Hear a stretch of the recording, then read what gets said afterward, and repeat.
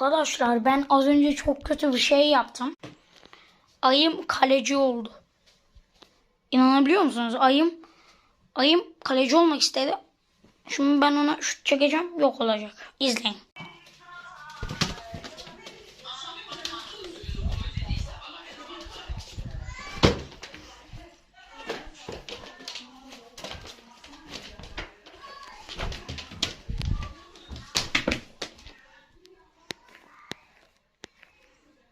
Arkadaşlar burada neyse hiçbir şey görmediniz.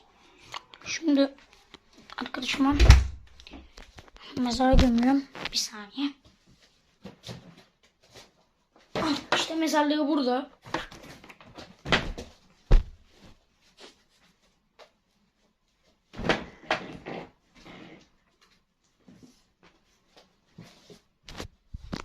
Samet.